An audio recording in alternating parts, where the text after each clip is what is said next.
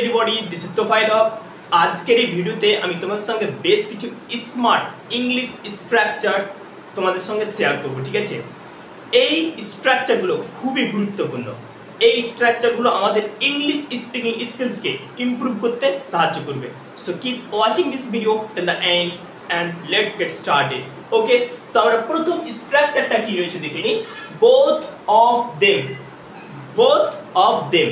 Okay, so both of them কথার বাংলা অর্থ হচ্ছে তারা দুজনেই। বোথ অফ দেম মানে তারা দুজনেই। ঠিক আছে, আমরা যেমন বাংলাতে বলে থাকি না যে তারা দুজনেই কফি পছন্দ করে না, তারা দুজনেই চা পছন্দ করে না। ঠিক আছে, তো তারা দুজনেই বোঝাতে আমরা ইংলিশে ব্যবহার করব বোথ অফ দেম। তো বোথ অফ দেম কথার অর্থ হয়ে গেল তারা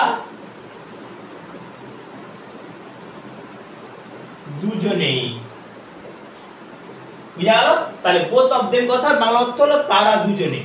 এবার উদাহরণটাকে একটা দেখে নিই। Both of them don't like coffee. Both of them don't like coffee অর্থাৎ তারা দুজনেই কফি পছন্দ করে না। এরকম ধরনের সেন্টেন্স কিন্তু আমরা আমাদের ডে টু ডে লাইফে বলে থাকি।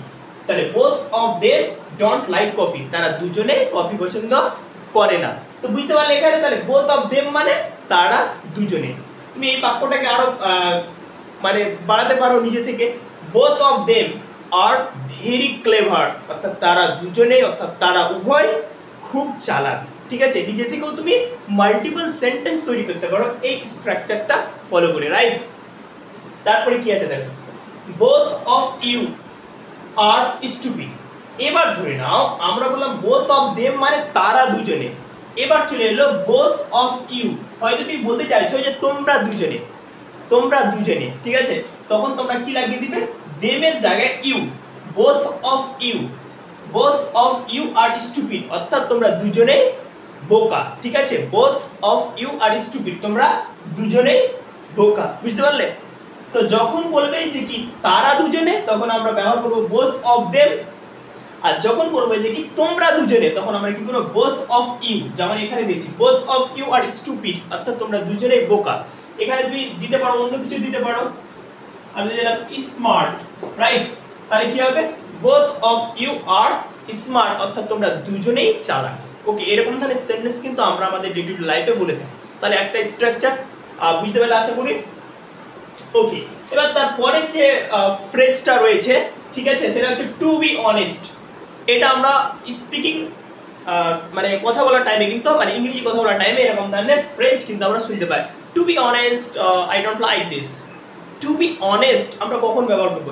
টু বি অনেস্ট কথার বাংলা অর্থ হচ্ছে সত্যি বলতে। আমরা কথা বলতে বলতে এরকম ধরনের বাক্য বলতে চাই যে কি to be honest I don't like this অর্থাৎ সত্যি বলতে আমি এটা পছন্দ করি না। মানে যখন তুমি ফ্র্যাঙ্কলি ভাবে ওপেনলি ভাবে কোনো কিছু শেয়ার করো তখন কিন্তু এরকম ধরনের আমরা মানে কি ফ্রেজ ইউজ করে থাকি যে টু বি অনেস্ট। যেমন কিনা আমরা বাংলাতে বলে থাকি যে সত্যি বলতে আমি এটা পছন্দ করি না। এই যে সত্যি বলতে, টু বি অনেস্ট কথার অর্থ হচ্ছে সত্যি বলতে, সত্যি বলতে। দেখো উদাহরণগুলো দেবো তাহলে ভালো বুঝতে পারবে। টু বি অনেস্ট অর্থাৎ সত্যি বলতে আই ডোন্ট লাইক দিস, আমি এটা পছন্দ করি না। To be honest I don't like this, আমি এটা পছন্দ করি না। Okay, to be honest I don't want this, সত্যি বলতে আমি এটা চাই না। তোমরা বাক্য নিজে থেকে মানে তৈরি করতে পারো। টু বি অনেস্ট দিবে, তারপরে যেটা বাক্য তুমি বলতে চাও সেটা বলে দিবে, দ্যাটস ইট। খুবই ইজি একদম। তাহলে টু বি অনেস্ট মানে কি? সত্যি বলতে, দ্যাটস ইট। মানে এটা তুমি স্পিকিং করছো মানে ফ্র্যাঙ্কলি। ওকে, মানে খোলামেলা ভাবে কথা বলতে গিয়ে আমরা এরকম ধরনের এক্সপ্রেশন ব্যবহার করে থাকি। আরেকটা উদাহরণ দেখো, to be honest, to be honest they are very smart. To be honest they are very smart, সত্যি বলতে তারা খুবই চালাক, খুবই smart, right? To be honest they are very smart অর্থাৎ সত্যি বলতে তারা খুবই চালাক বা খুবই স্মার্ট, রাইট? তুমি এখানে অন্য কোনো সেন্টেন্স দিতে পারো যে to be honest Sam is a very good boy অর্থাৎ সত্যি বলতে স্যাম একজন ভালো ছেলে। এরকম ধরনের সেন্টেন্স কিন্তু আমরা আমাদের ডে টু ডে লাইফে এগেন অ্যান্ড এগেন বলে থাকি।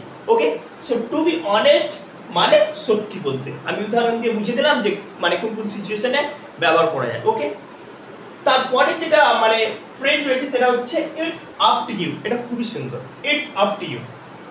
ওকে, অনেক টাইমে আমরা ধরে নাও যে তুমি এবং তোমার বন্ধু কোনো রেস্টুরেন্টে গিয়েছো, এবার হয়তো তোমার বন্ধু তোমাকে জিজ্ঞাসা করছে কি কি অর্ডার করবো বলো, এবার তুমি রিপ্লাইতে বাংলাতে আমরা এরকম ধরনের সেন্টেন্স বলে থাকি যে কি তোমার ইচ্ছে, তুমি যেটা অর্ডার করতে চাও করো, তোমার ইচ্ছে, ঠিক আছে, বা তোমার চয়েস, কিংবা এটা তোমার ব্যাপার তুমি কি অর্ডার করবে। এই যে এটা তোমার ব্যাপার, ঠিক আছে, এই ক্ষেত্রে আমরা ইংলিশে ব্যবহার করবো it's up to you. It's up to you অর্থাৎ বাংলা অর্থ হচ্ছে এটা তোমার ব্যাপার অথবা এটা তোমার চয়েস, তুমি কি করবে না করবে, রাইট।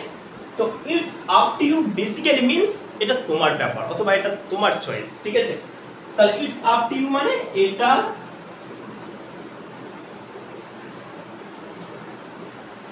তোমার ব্যাপার, বুঝতে পারলে, এটা তোমার ব্যাপার। আমরা বাংলাতে এরকম ধরনের সেন্টেন্স বলে থাকি যে এটা তোমার ব্যাপার, তুমি স্কুল যাবে কি যাবে না, তাই তো। উদাহরণটা দেখো, ইটস আপ টু ইউ মানে এটা তোমার ব্যাপার whether you go to school or not। It's up to you এটা তোমার ব্যাপার whether you go to school or not, অর্থাৎ এটা তোমার ব্যাপার তুমি স্কুল যাবে কি যাবে না, বুঝতে পারলে, এটা তোমার ব্যাপার তুমি স্কুল যাবে কি যাবে না, ঠিক আছে।